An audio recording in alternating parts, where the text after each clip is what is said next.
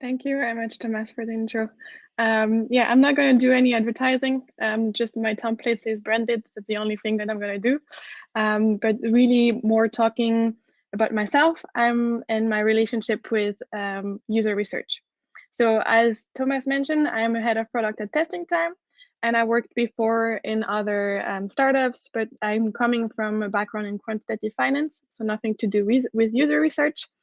Oh, you can see the data as user research, and I'm a French living in Switzerland at the moment, in Zurich, full of snow at the moment, which is very great. And today I'm going to talk to you about my story, about my love and my hate relationship with user research as a product manager. So as you notice, I didn't study product management. So before I started being one, I heard about user research. And what I do first, I Google it. And that's at the moment what you can find as a definition. User research is a methodic study of target users, including their needs and pain points. So product manager have the sharpest possible insights to make the best products. Here, three things really resonates with me. The methodic, it's not a one-time thing. You need to do it regularly. Then target users, you don't do it with your mom or your colleague at work. They're very biased. They love you. And they will, hopefully your colleagues love you and will always tell you that your product is amazing. And then needs and pain points. I really think it's really important to focus on both, on the positive and on the negative of experience. So I heard a lot of wonderful things about user research, and I fell in love with it. So what were all those wonderful things that I heard about user research? First thing, I learned that user research helps me make my product successful and avoid it to fail. You have some statistics that say like 30 to 45% of new product fail to deliver any meaningful financial returns. So any revenue, and this is really for a product manager like a fear. Like you create something and it fails miserably. I had the chance to try the Google Glasses a few years back, so that's why I'm using it an example. And when my friend told me like, hey, I'm bringing this prototype of the Google Glasses, I'm bringing to Switzerland. Will you want to try it out? And I was like, yes, it sounds amazing. I had in my mind super cool concept, really going to be useful. I'm going to look like Jessica Alba as a spy with very cool intelligence glasses. So that was my picture. In reality, it looked like more like what the Prince Charles is wearing. It's the design is not very appealing, and when I tried to comment the Google Glasses, I have a French accent, and it didn't work. So I said Google, and with my French accent, it didn't activate. So I had a bit of a usability issues there for sure. As you all know, Google Glasses failed. It's a product that is out of the market at the moment. They're thinking about maybe doing another round, but it failed because of three things. At high price, it was super expensive. Then data policy issues. You could record from the glasses and without the people not knowing. And then aesthetics. And that was my point here with the pictures. In my opinion, user research could really have avoided at least two of the reasons, like the high price and the aesthetics. And that's why I really truly believe that user research is a great thing.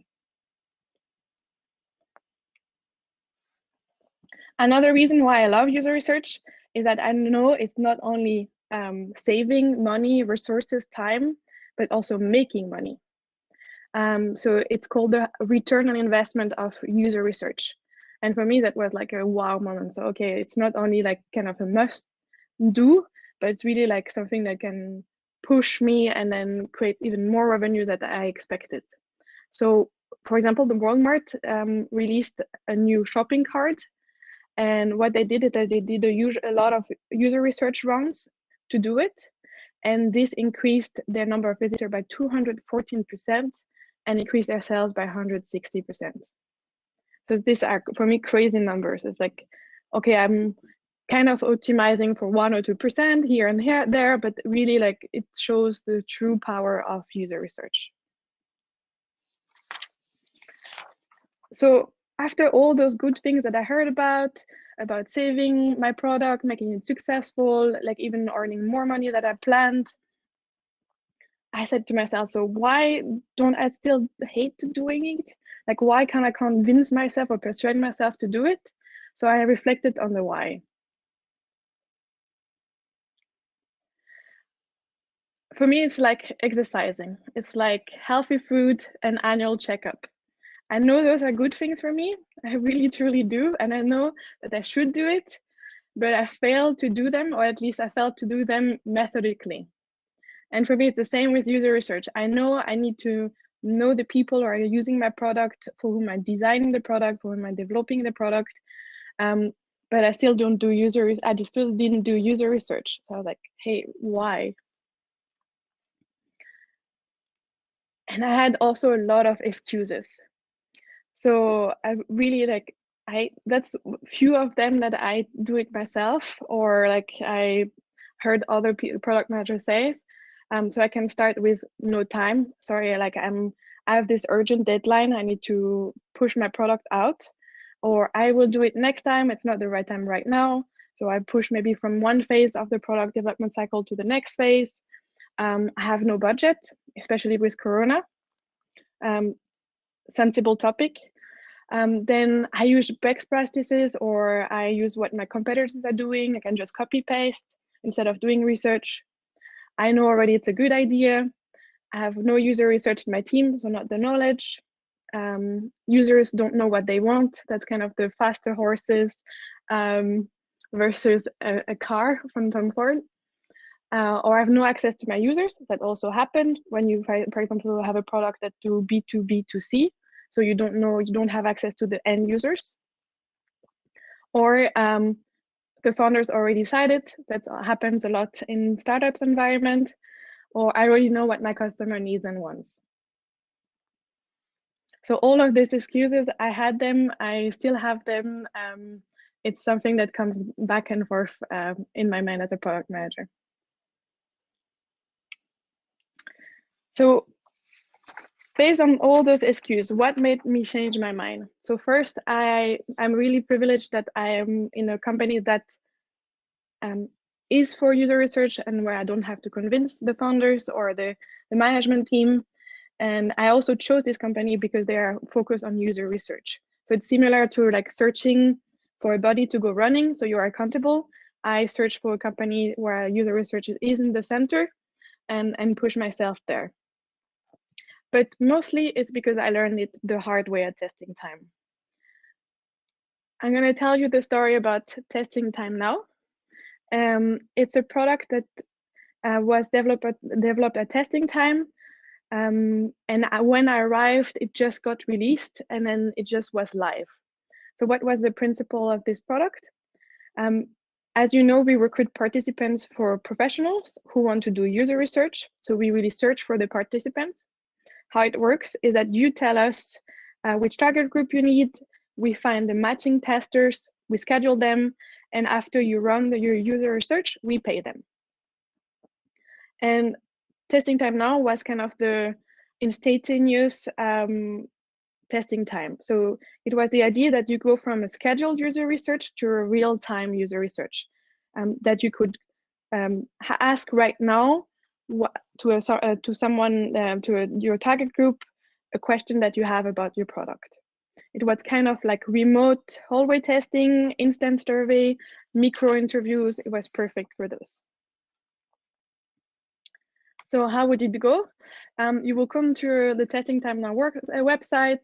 You would choose 4 characteristics for your target group. So the age, the gender, the country, and the language. And you will click on live video chat now, and we will search for a person. So after roughly 1 minute or 2, we will find your matching test person for those 4 characteristics, and you could start the session. So you would be connected with these testers. And for roughly 10 minutes in average, people will talk to their testers and ask the questions. Why was it a fail? Why we stopped it? We just believe that with this fancy tech, we will attract a lot of new customers. It wasn't the case. Many existing customers tried it out, and usually only once. We also realized that customers like to plan their user research. Having like instantaneous research was creating a lot of insecurity in our customers. They were not sure, okay, am I asking it the right way? I'm asking the right questions. They really needed preparation. User research is about preparing and then analyzing so that you make your results comparable like between the tests that you're doing. And then it didn't really solve a customer problem. We couldn't find the perfect target group. With only 4 characteristics like the gender, age, language, and country, it was not precise enough. Our customer really wants to have like someone who uses a smartphone, someone is used to do gaming online, someone who has a mortgage, this kind of really precise characteristic of target group. And then finally, it was hard to maintain next to a core product, so we had to make a priority decision. And after, just to give you a perspective, after 11 sessions only, like live session, we already had received 47 to-dos, improvements, or feedback. So the relation between number of session and feedback of improvement was too high to do that.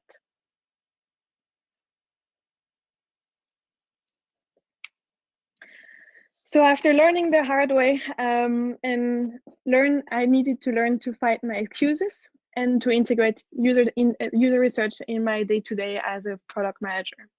And how did I do that? How did I make it a habit? I have 4 tricks that I do. The first one is when I tell myself not right now, I remember that I can do it really at each stage of the product development cycle. I can really do product discovery in idea and analysis phase. I can do hypothesis testing there, closed door test, for example, to collect ideas. In the design phase, I can do prototype testing.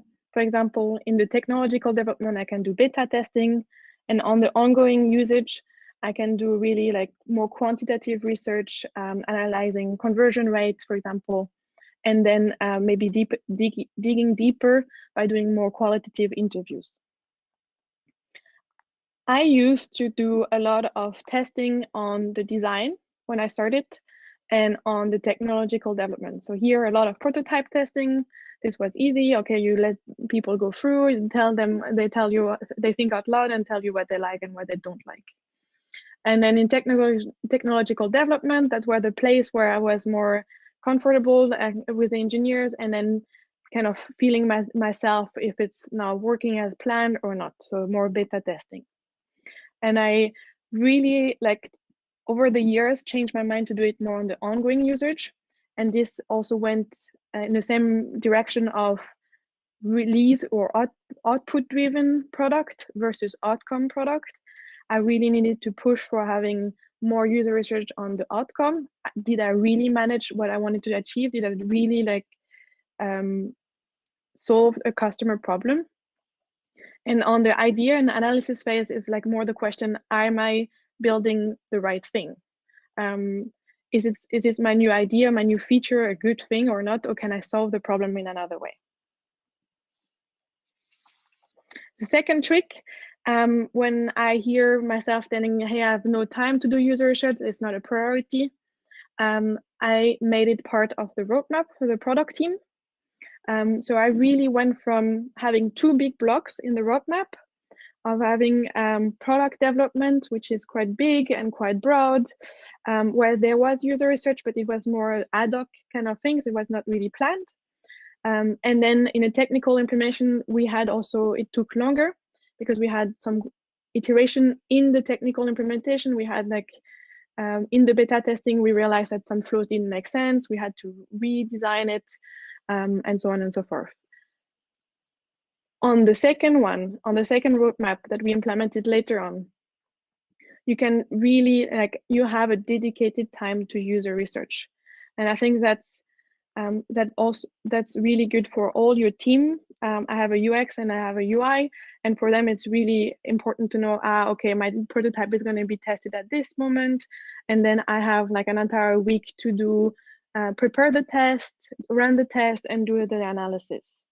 So it gives also a good confidence for everyone to know when am I kind of the lead on the project. It also reduces the technical implementation time because we had like really good flows, no back and forth anymore with engineers. And I also added at the end, after a period of release, after the release, I added a user research plan for testing the ongoing usage.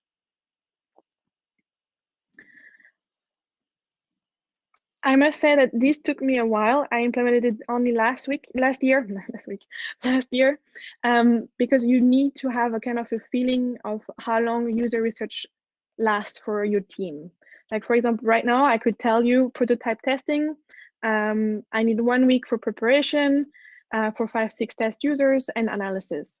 But for example, if I would try another product or another thing to test, for example, price testing, which I'm researching for at the moment, I have no idea. I have no idea how long it will take. So it's a bit of an unknown, and that's where agile methodology comes in for sure. My third tip is I hear a lot no budget, especially from our clients. And that's where I recommend to start with doing small, easy, and remote tests. Really, like also in my previous job, I had a hard time to get a budget because I also was, hey, I want to test the entire platform I have with all the different personas and put everything back into questions. That was kind of my approach of when you come inside a new company. So I always got, yeah, no, we don't have the budget for user research. So sorry. So it was a bit of the idea. So my strategy is really focus on small iteration. So where Jakob Nielsen from the Norman Nielsen group really push you to do like small iteration of 5 testers, because he says like with 5 testers, you can get 85% of the usability problems. So it's really something that you can do easily, 5 tester, you can get on LinkedIn, you can get on them on Facebook. Just do it and then get maximum of input as you can. Furthermore, there are more different methodologies with different pricing.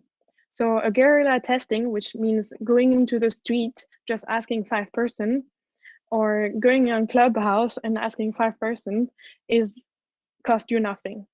A survey is also quite cheap versus other methodology like diary studies or field studies that are big and long, which will cost you a lot. So you can really try out different methodology. There are methodology that are cheaper. Then remote versus physical. I really see COVID as a chance to do more user research because remote is usually cheaper. You don't have to plan a usability lab, book a room, get the people there, because usually they ask for a greater compensation as well because they have to go to a place, do the test, and come back to their place. So remote is really a chance at the moment to do user research. By the way, I love the chat going on the side. Thank you, guys. And then finally, my final tips for the day is the no buy-in from internal stakeholders. We all heard about, hey, I know from a founder, for example, at my place, hey, this is a great idea. No need for user research. You can skip it. We just go full in for this. The shareholders want it. So let's go for it. And that's really like the point where I say, hey, stop. Don't tell them that you don't like their ideas. Their idea might be the best, actually, but tell them that you want to understand what's the underlying problem. And this they can only understand, in my experience, if you involve them in the user research process. So what we do at TestingTime is that every employee, and especially newcomers, have to be the guinea pig for tests. So we run kind of an interview or test scripts with one person from the team always. And then we also always invite other people to be observers. So in some tools, you really have like loopback, you really have this observer role, which is not intrusive at all. Your test user is not going to see this person. So that's really great. Second, take a lot of time for your analysis and results and to communicate it. I think that's one of my main mistakes was that we did the user test, we had a lot of good insights, but we didn't communicate to the rest of the team. So they didn't see the added value. They just saw the end product and thought it was good, but they didn't see the value that was added by the user research. And how to communicate it, there's a really cool chart, very simple, that you see on the right, with low cost versus high cost and small improvement versus large improvement. And I would really recommend to go for the low cost, large improvement and go there first, and then just prioritize your results, and then just see like, hey, we're going to go for everything which is in Prio 1.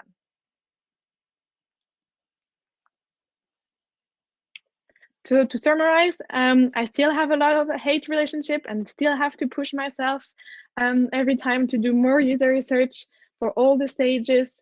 But I really know that user research is a must-have for product manager. It's not nice to have, otherwise your product would just fail. User research is doable and should be done at each stage of the product development cycle. The earlier, the better. That would be my advice. And then schedule your user research in your roadmap, similarly of how you plan your engineering process. I think that's, for me, was a big game changer also in expectation management with other teams. User research is available for any budget. I think that's quite cool. Like really, like as Thomas said, even if you don't have like money to recruit people, just go on LinkedIn. People are really up for helping. I really noticed that. And then present user research results, convince the others, get more budget, and iterate.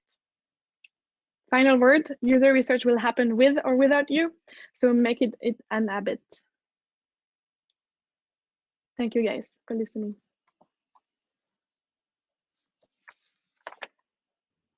Thomas, do you want to jump back in? Yeah. I'm back. I would like to get Elena on stage because she's here waiting for being there for a long time. Yeah, I think what Hopin is missing is some like applause, kind of like sound effects. Thank you guys for all the claps. It's kind of like this silent clap. Clap. After spending a while at a virtual conference, that's actually the only thing I'm missing. Applause, right? That you have like a crowd of like, I mean, imagine we have 300 people here today and they would all applaud. This would be like enormous sound. And yeah. Oh yeah, so many claps. Yeah, clap even more. I love the missing beers. Me too, for sure. Yeah, the missing beers. I mean, so yeah, please feel free to jump on the stage and ask Cosima questions right away. I was following some discussions from the previous rounds, and I really like I mean, that's my personal favorite part, is when the talk is over and then we can get like into discussion. And yeah, I would like to, I mean, there were so many things going on in the chat. I will just try to pick up the last thing I see here for now, while no one wants to join on stage. So please just click the blue button and enter, and then you can ask your questions right away. Here's something from Maximilian. Do you have experience or tips for how to conduct remote tests with people who are mostly working offline? In my case, one important user group is engineers installing devices in private households. Oh, I love those specific targets. Yeah. I would go for the tool that they use every day. So ask your target group, what do they use for their internal communication? Like, is it WhatsApp? Is it going to be, do they have email? I don't know if they're using email, WhatsApp, if they have a Google account, but I would just schedule a call on WhatsApp with a video, to be honest. I think that's it's still the easiest because they're on the field. They can just quickly with their phone jump in. No barrier to entry. Yes, you won't have the recording, but that's Otherwise, there are like tools online that you can use, but they require like downloading from those people. So I don't know how tech savvy they are. That's always a bit of a problem. But yeah, figure out. Lino said, like, we need to improve our communication of user test results. Do you have any recommendations? So what we do, we have a monthly product session, and that's where we also show kind of the different version of the prototype, even the wireframe. And it really shows like maybe just one screen of those, and it really shows, okay, you went from here to this step to the next step, and people are like, okay, you started with like two drawings, two circles drawn on a page to the last step, which is super nice. And I think that's where people really understand. Oh, here we have result. Mm-hmm. Hi, Lino. Hi. And you also have in a couple of tools, especially Quantitative tool, like great charts. I don't know if you used Optimal Workshop for card sorting, but they have the best visualization of results as well. You just mentioned another sponsor. That's fun. So Optima, I think the reason Optimal Workshop.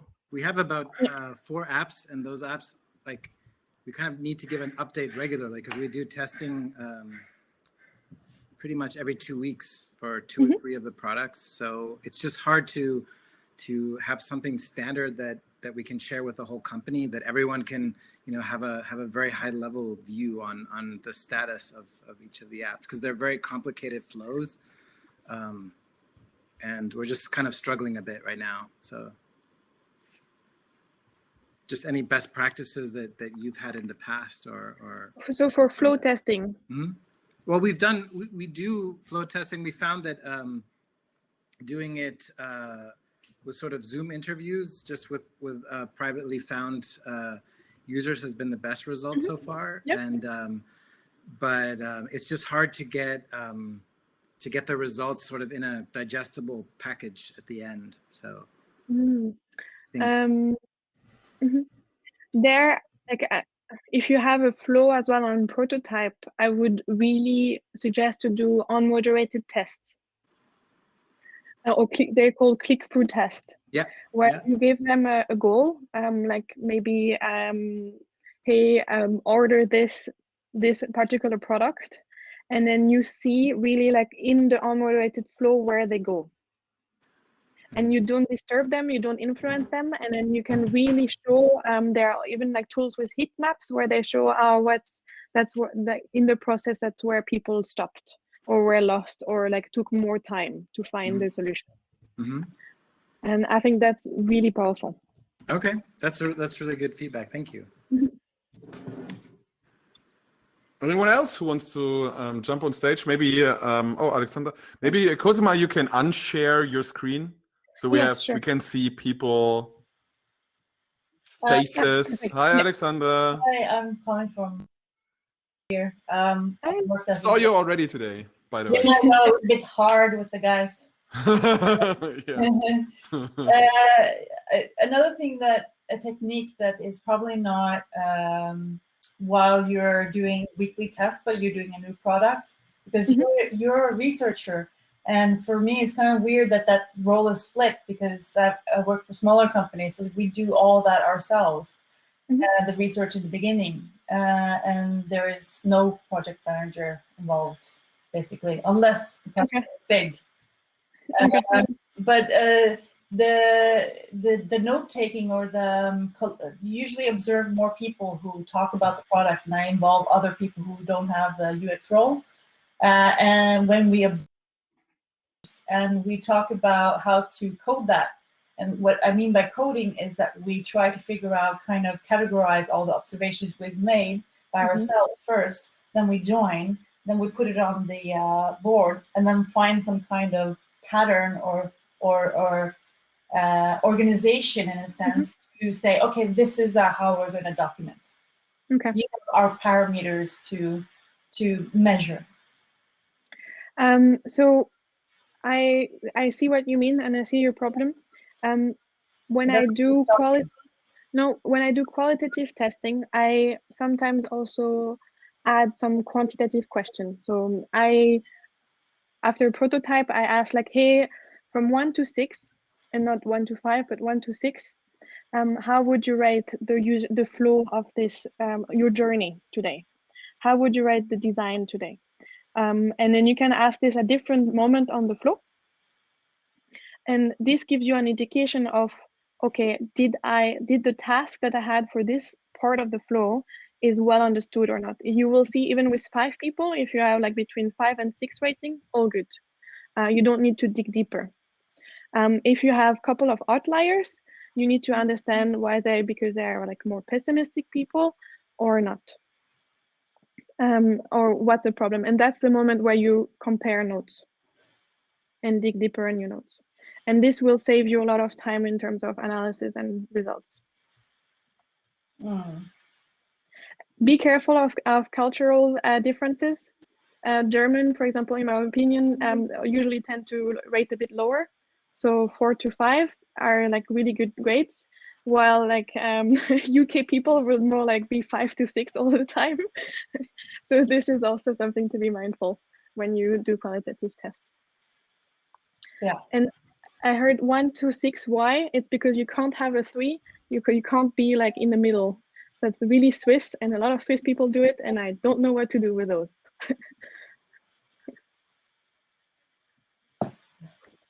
We call them Swedes, but anyway, we call them Swedes in Scandinavia. We call it Swedes. Okay. Okay. Thank you. Thank you, Alexander, for the question. Does anyone else want to come on stage? Dieter, hello. I think there was also a question from Alexander. What service did Cosima recommend for heat map at all? What was it? Like. So heat map. Hi, Dieter. Hi. Heat map for sure. Hotjar is a good one. I think as well. Optimal Workshop has some right now. They're also going in this phase. Maze in terms of prototype testing is quite good. Also I don't know how. VWO.com. Oh, that I don't know. Oh, cool. It's similar. It's similar to Hotjar, I would say. Yeah.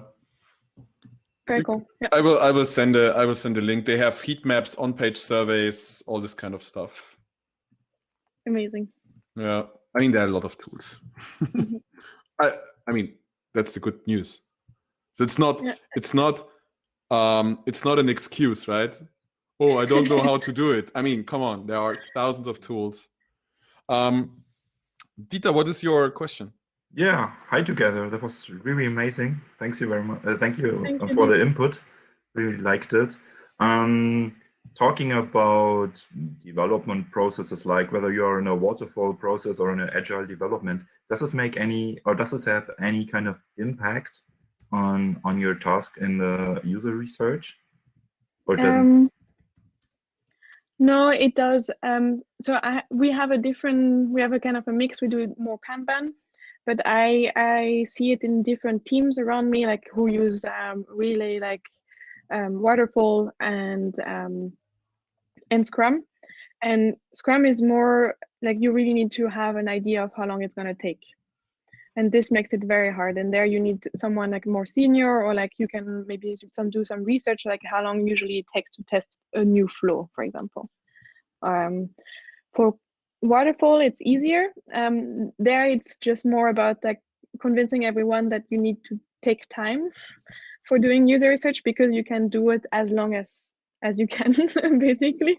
And there is the responsibility of a product manager to also say at one point, hey, we have 85% of it done. It's never going to be perfect. You can always do more rounds of user tests. That's all, and that's where kind of deadlines come in. Yeah. So that's my difference. Okay. Okay. Thanks. Welcome. Actually, I have a very nice question from Karina. Maybe Karina, can you get on stage as well? That would be cool. Yes, love it. Oh. Hi. Yeah, just please ask your please Karina. ask your question again. Yeah, how do you document your user research and what of it? Ooh, so we have notes in the tool that we call Lookback. So that's dirty notes just taken on the fly by the observers. We always have one observer in the tests. And in general, we document also the results, the communication of the results with our product monthly. So we have a deck of Google Slides with all the results, and that's where I'm always going back to at this point, last November, we had this kind of result on this product. And then now I can see that there has been a change on this. So you update what you document on a regular basis? Exactly. I don't change it. I don't edit it. I always keep what I had before, and then I show the kind of the changes. And then in the middle for the when you're preparing, we have Asana where we have the stories where you have a subtask for the user research, and that's where we have kind of the group notes. Is it was there at any time a point where you said that is too much, I can't have an overview anymore? Ooh, good point. For when you ask open questions on surveys, that's really tough. And then you do a big quantitative survey and you ask open questions. There we even try to at one point use word cloud analysis to kind of search the mess. I wouldn't do that again. Either you do quantitative and then you really see kind of points by like do rankings, do statistic there, and then when you see there is a problem somewhere, you dig deeper with qualitative with 5 test users. That's actually one question I also had in mind, if I may continue. Yeah, go for it. Yeah. What would you say? When do you use qualitative? When do you use quantitative research? Good point. So I use quantitative mainly on 2 stages. On the ongoing usage, when I have a product that is already live and I want to see why is one of my KPI related to this product not going well, and that's where I'm doing deeper. Or on the idea phase of, okay, what's important, what's the need, what do you want to see next, what's your pain point right now, what changed with COVID. This kind of question. No, but I mean, the day-to-day changed a lot for a lot of people. And so we did another survey of how user research changed in terms of COVID. And this is the kind of question that you can ask first on a quantitative way. And then when you go on I read like I still saw a couple of times this kind of like recurring topic. And then you go to qualitative to go deeper insights. So first you see where the problem lies or where the opportunity lies, and then you go deeper with qualitative testing. Makes sense. Thank you. Cool. Thank you, Gaina. I think what I really found interesting in the question from Karina is that there is this quote that the problem with Agile is that Agile doesn't have a brain. So yeah, you move on from like a sprint to another one, or in Kanban, you just move from the left to the right, and then you just, whether you test or you deploy, and then on to the next one, right? But I see this really, I mean, that's just my personal experience. When you continue going on and testing and learning, and then kind of like, okay, what have I learned? Somehow documenting it in a way which is not too much, so you don't spend like hours in like creating fancy PowerPoints with 30 slides of insights and recommendations and everything, which, by the way, no one will read. Just my yeah, the learning from my side. I don't know how to go about it in agile teams, or do you agree? Or okay, one step back. Do you agree with this quote? Agile has no brain, and is this a problem? Karina, do you have an opinion on this? At the moment, we're kind of trying to find a good way there. I was seeing a tool, Dovetail, maybe some of you know that. It is for research documentation. It is a bit of out of our price range at the moment. So I'm trying a bit to imitate what I find good in there in a way I can imitate it in Confluence, for instance. And that is, I don't know if you mean the same, but that is documenting really only the insights that are gathered through several research instead of every single node. And having that those single nodes still somewhere, but not as present as the insights. And that the insights are the ones you want to keep in mind over time and want to update. So like your presentations, for instance. But not every single small detail you learned. Usually as a product manager, I always also ask myself, what's the KPI I want to change there? Or what's the thing that I want to change? And then I document this mainly, like, was it a success? Was it not a success? It can also just be a tick green or tick or a bar that says that we didn't achieve it. And it's already like kind of the greatest results. It's kind of the American way of being, have the results, and then I will tell you later how I came to this, versus our European way of like, we had this huge process and we had this, did all this research and we came up with this at the end, kind of. I'm a bit guilty of the building up. I am too. I'm here, there too, for sure. Bennett, do you have something to say? Yeah, just one quick comment and one thing from the chats, because one of the comment from Agile doesn't have a chat. I think most of you, or a lot of guys say, okay, this is Agile and Kanban just moved. I think that has Kanban and Scrum has nothing to do with Agile. It's just, it's a bunch of rules and a bunch of principles that you want to go with that. And that's also like, if we're talking about how to access your user research, how to organize yourself, another tool won't help you. It's all about people and interaction over processes and tools. It's all about the people. So I'm going to post it here because the chat is flowing. It's kind of hard to find. I just wanted to say that because it's hard to find if you just Google para model or para method. That's one thing that helped me privately. We don't use it at work. That helped me privately a lot to organize my. It's a 4G drive. You can basically use it for everything else to organize documents or stuff, even on Confluence. And that's kind of the thing. So that's people and interactions. That's how you create it, and not the tool in which you create it doesn't matter. That was just the thought, because I tried to find that thing, and I have to use it. Agree. Sorry if I might interrupt, Stefan. Maybe one last question. I just realized, and that's my fault, that we ignored, or that I ignored the break. So there should have been. There was supposed to have that we have a break at 10 past. To be honest, till half past.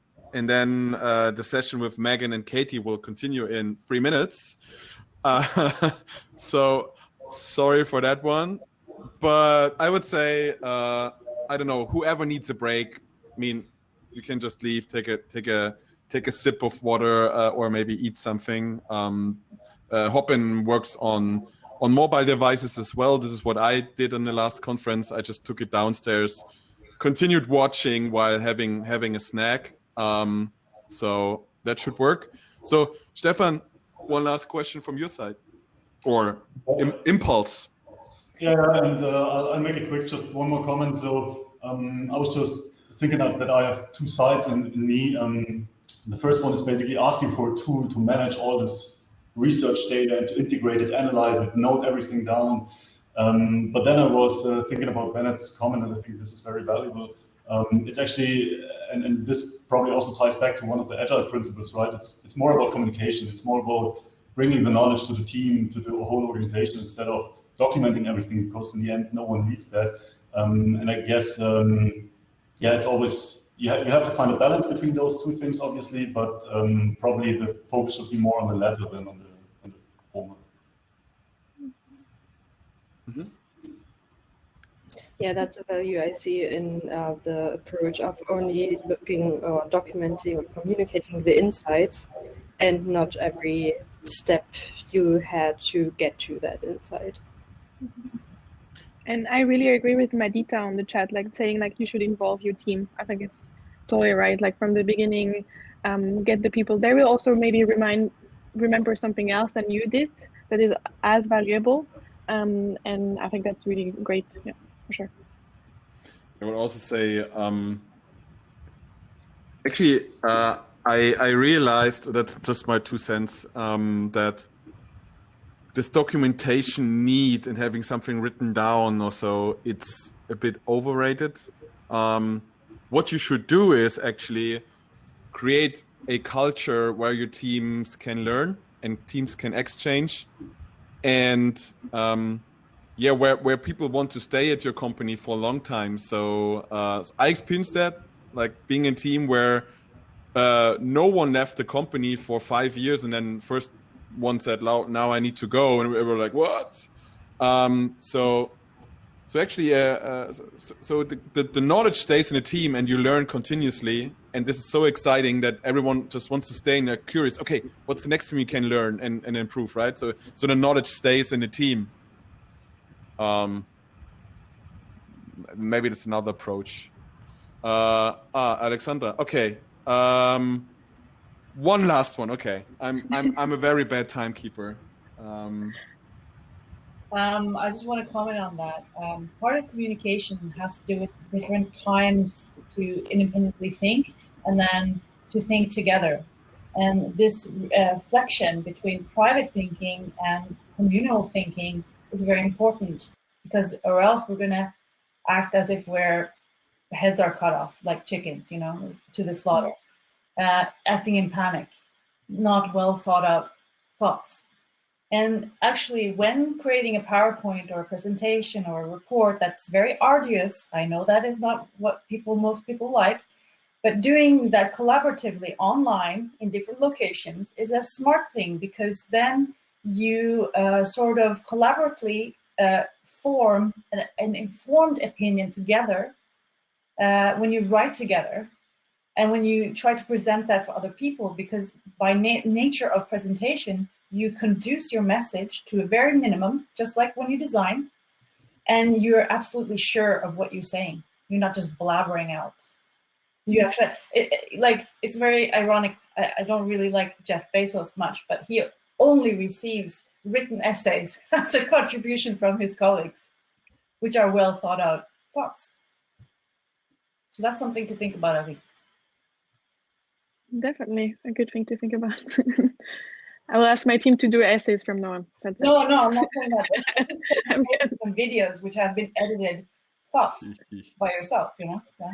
I know. Yeah. Thank you very much, Alexander. Okay, one last one before we act. Guys, we are missing Megan and Katie. Yeah, Sebastian. Yeah, I just had maybe one wrapping comments, because we talked about PowerPoint a lot, right? Or the way how to present things. And to be honest, one of the things we experience is that sometimes a really quick video or audio snippet of an interview really helps, because one of the main problems I see is then if you have it on a PowerPoint presentation, it's always like an interpretation of yourself or the team or whoever did the research towards the person it's directed to, whether it's a team or stakeholders or whatever. And what we really experienced sometimes when you have just like a small thing, it can be really quick and dirty, iMovie or GarageBand or whatever you have to cut it. because then people just get like 3 or 4 video pieces with the main takeaways where a person actually commented on something or shared some insight, and they're just like, whoa, what? We never thought about that. And it's more, let's say, believable than when you put it on slides. I see your point. It's also like you're removing yourself from the equation. Like your bias is kind of taken out of the way, and people like directly get to the source. No, it's very interesting. Yeah. I think you could still add videos into YouTube, into Google Drive and presentation. By the way. Sure. But like I've hardly seen that, to be honest. No, but it's totally valid point. Yeah, I will definitely do it. I think it's pretty cool. Yeah. Okay, I would say let's.